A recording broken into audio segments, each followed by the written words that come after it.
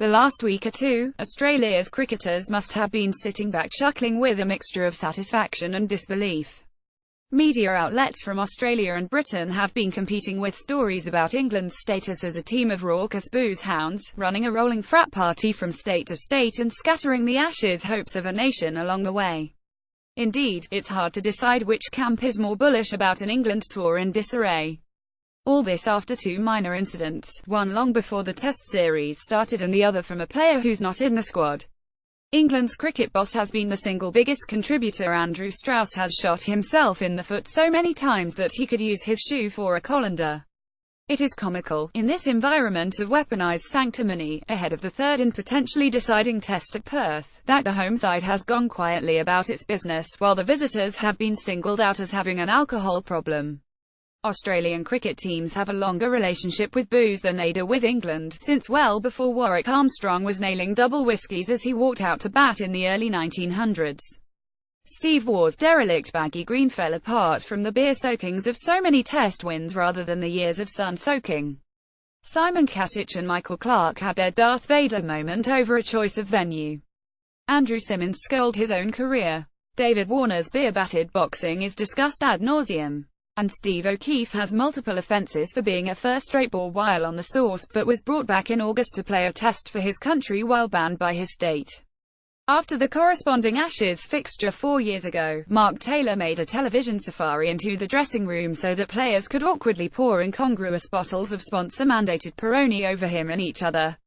The 2015 World Cup was the scene of Warnie's famous thirst-based line of post-match interrogation. Brad Haddin spent an hour trying to find a way to pour liquid into a spherical trophy. The coach, Darren Lehman, posted photos of celebrations at sunrise, and several players were praised as good sports for getting on morning radio while still hammered.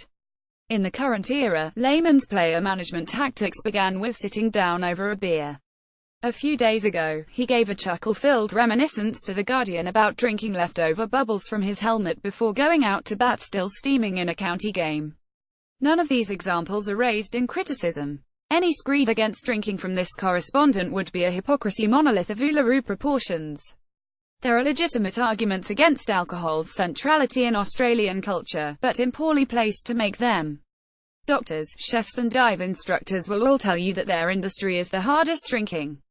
Media types are no different, tying booze to a sense of validation about the intensity of our work. 4 absurd hours under pressure for mediocre reward, the standard release employs glassware. More broadly, cricket both in Australia and England is inextricably enmeshed with booze. Andy Bull wrote tellingly about the British version Roots England team may or may not have a drinking culture, but they definitely do have an official beer, an official lager, an official cider, an official wine, and an official champagne.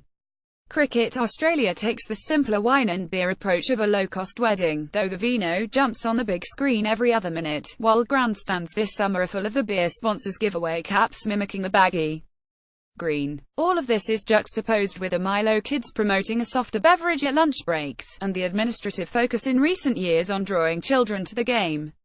To refit an old joke, why does CA like 4X? Because they can't spell conflict of interest. As for spectators, the outer has long been synonymous with getting catatonic. Start with the cans hurled at Jon Snow, in the days when you could bring a slab of beer per head, and end with this year's Gabba the swimming pool surrounded by people drinking from shoes. My older colleagues all have tales of the nation's cricket hills in full swing.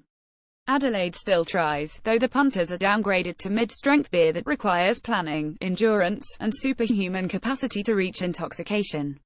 There are no such limits for the members, to whom privilege grants a false supposition of class.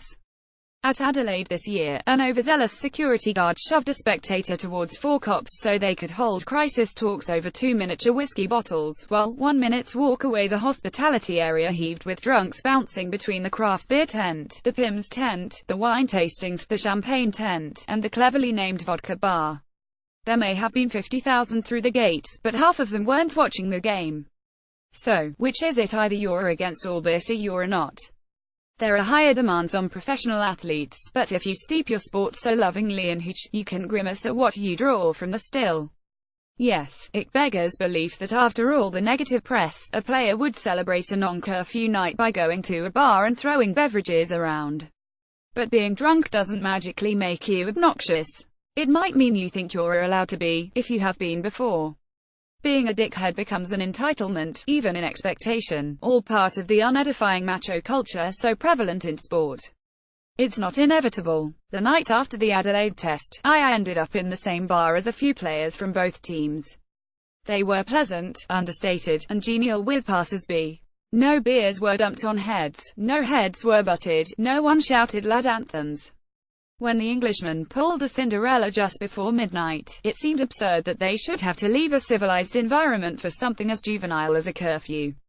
It is entirely possible to behave more like this and less like what has been reported. We all learn what you can and can't do while under the influence, even if the process can be slow. England don't have a drinking problem. They have a behaviour while drinking problem. At least for the last few weeks, the Australians have managed to abstain from that.